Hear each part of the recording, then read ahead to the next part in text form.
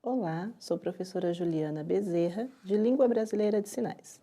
Nesta unidade, nós estaremos estudando os aspectos gramaticais da língua brasileira de sinais. A Libras possui categorias gramaticais específicas decorrentes do uso do espaço, ou seja, como você pode ter percebido, também através do estudo das outras unidades, na língua brasileira de sinais, há regras específicas, parâmetros específicos, há uma gramática que se difere da língua portuguesa. Porque dentro da língua de sinais, as categorias gramaticais, elas estão de acordo com o seu canal, que é diferente do canal da língua portuguesa. Em Libras nós temos um canal visual gestual.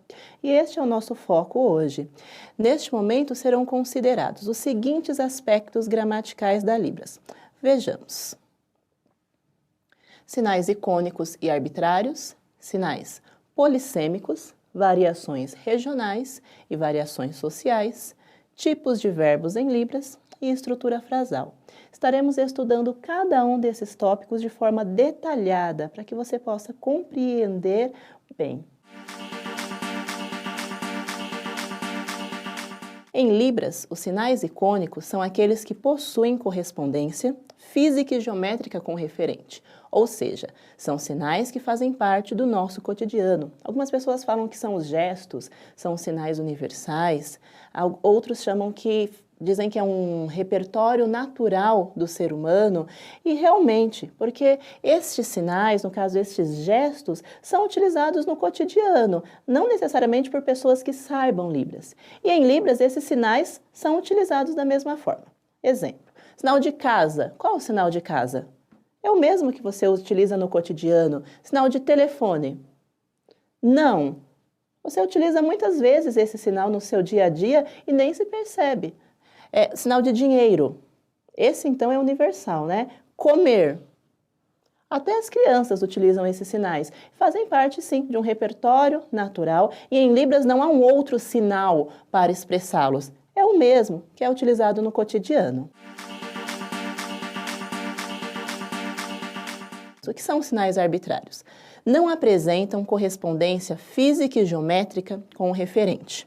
A maior parte dos sinais em Libras fazem parte desta categoria, ou seja, são aqueles sinais que alguém precisa contar para você o que significa, alguém precisa interpretá-lo para você. É totalmente diferente dos icônicos. Os icônicos são de fácil compreensão. Já os arbitrários, por não terem essa correspondência física e geométrica, alguém precisa interpretar o sinal para você. Você precisa perguntar esse sinal para alguém. Exemplo, o sinal de explicar.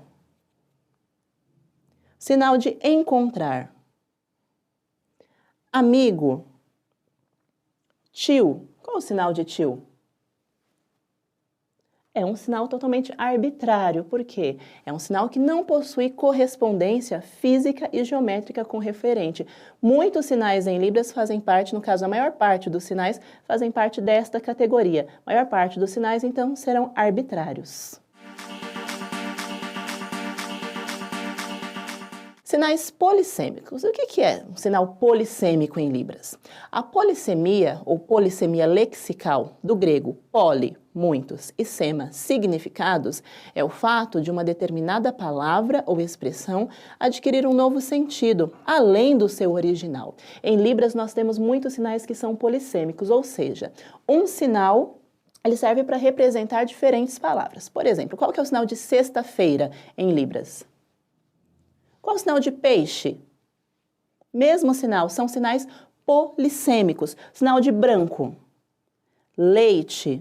Mesmo sinal. Um outro exemplo, por favor e com licença.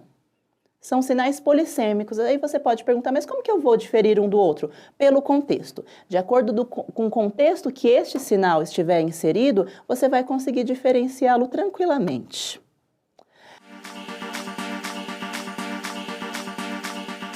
Variações regionais também é uma categoria muito interessante da língua de sinais. No Brasil, é utilizado a língua brasileira de sinais. Porém, podemos encontrar variações de sinais conforme a região.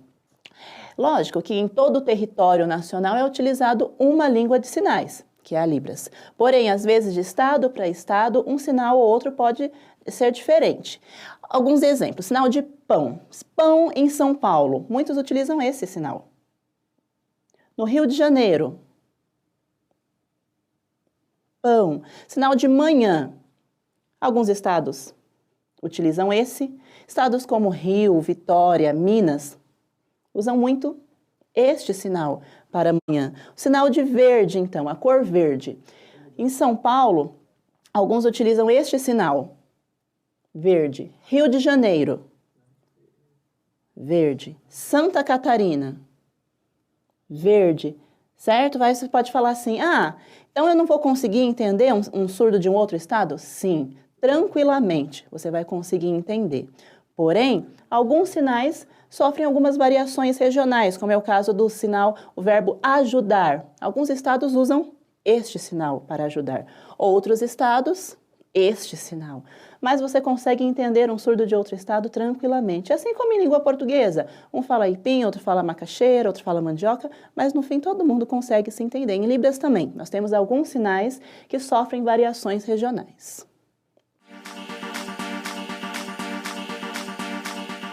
Próxima categoria são as variações sociais. Alguns sinais podem sofrer variações de movimento ou configuração, conforme o grupo ou comunidade de surdos. As variações sociais, na verdade, elas acontecem dentro de um mesmo estado, porém, depende do grupo de surdos que utiliza aquele sinal. Exemplo, o verbo conversar. Alguns surdos usam este sinal, outros surdos já usam assim. Um está errado, o outro está certo. Não, é uma variação apenas social, ok? Isso acontece dependendo do grupo de surdos, dependendo de uma questão mesmo cultural daquela comunidade específica. Não que um sinal esteja correto, o outro não, certo? O mesmo que o ajudar. Alguns utilizam esse para ajudar, outros utilizam este sinal para ajudar. É apenas uma variação social. Muda só um pouquinho o movimento ou alguma configuração de mão, mas ela acontece dentro do mesmo estado. Aspectos gramaticais, os tipos de verbos em Libras. Os verbos da língua brasileira de sinais são divididos em 3 classes: verbos simples, verbos direcionais e verbos espaciais. Essa é uma categoria muito específica da língua de sinais, que são os tipos de verbos. Vamos então entender um pouquinho de cada um destes 3. Verbos simples são verbos que não se flexionam em pessoa ou número.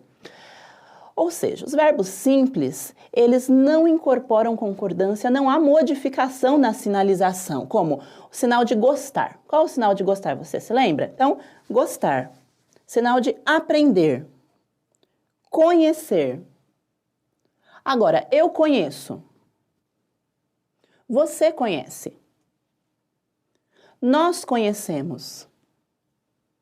Mudou alguma coisa no sinal conhecer? Não, porque ele é um verbo simples, ele não se modifica, não há flexão de aspecto, certo? Então, é um sinal que é classificado como um verbo simples. Em língua de sinais, muitos verbos em Libras são assim, são classificados como simples. Não importa o contexto em que estejam inseridos, ele não se modifica.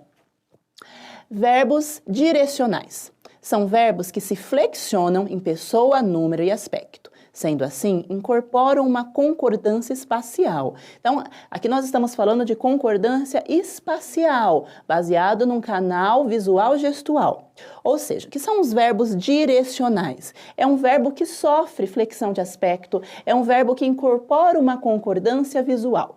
O sinal de perguntar. Eu pergunto para você. É um verbo direcional. Você pergunta para mim, como ficaria? Eu pergunto para todo mundo. Responder. Eu respondo para você. Você me responde. Ajudar. Eu ajudo você. Você me ajuda. Eu ajudo todo mundo. Deus me ajuda. Aconselhar. Eu aconselho você. Como ficaria? Você me aconselha. Vira e você me aconselha. Proteger. Protejo você. Você protege, certo? Observem que os sinais, eles, dependendo do contexto, ele se modifica totalmente, porque ele incorpora uma concordância, porém é uma concordância espacial, por isso que são chamados de verbos direcionais. Dependendo da direção, muda totalmente o seu sentido. Verbos espaciais são verbos que têm afixos locativos e são produzidos ao longo do espaço, como os sinais ir, viajar e voltar. Então, o que são verbos espaciais? Eles acontecem ao longo do espaço. Qual que é o sinal de ir? O sinal de viajar. Voltar. Observem que ele acontece a no caso, um deslocamento espacial. Ele acontece ao longo do espaço. O sinal de viajar. Caso eu queira fazer assim. Isso não é viajar. Eu preciso que esse sinal, na verdade, ele precisa se deslocar ao longo do espaço. Viajar, ir, voltar. Por isso que ele é classificado como um verbo espacial, certo? Em Libras, como nós já discutimos, há uma organização diferenciada da língua portuguesa. Por exemplo, não há preposição, artigo definido ou indefinido e conjunções. Os verbos não são conjugados. Todos os verbos são usados no infinitivo e no final das sentenças. Você deve estar se perguntando, mas como eu consigo entender? Lembre-se, Libras é visual, gestual, certo? Veja a próxima tela. Uma frase simples em português ficaria sujeito, verbo, objeto. Por exemplo, eu vou para casa. Agora, em Libras, como fica essa frase? Eu, casa, ir. A ação, no caso o verbo, ele vem por último. O surdo, ele localiza a ideia e depois essa ideia sofre uma ação, certo? E visualmente, para o surdo, isso fica muito mais claro. Exemplo, coma a banana. Pergunta, foi necessário aqui? De forma alguma. Lembrando que é uma língua visual gestual. Então, ela, na verdade, ela tem uma outra característica gramatical, que é diferente da língua portuguesa, certo? Vejamos aqui 2 exemplos de frases. Sexta-feira vou ao cinema. Uma frase simples em português. Como ficaria em Libras? Sexta-feira, cinema, ir. Então, aqui. Sexta-feira vou ao cinema. Primeiro o surdo, ele visualiza o local, no caso, e depois, em cima daquele local, o que vai acontecer? Eu vou ali, tá? Eu vou até aquele local. Ainda, nessa frase ainda nós podemos colocar. Sexta-feira, cinema, ir? Futuro. Por que o futuro? Porque eu não determinei qual sexta-feira. Pode ser essa, pode ser daqui a 2 semanas, certo? A outra frase. Ontem encontrei minha amiga na faculdade. Em português. Como ficaria em Libras? Ontem minha amiga faculdade encontrar. Seria assim.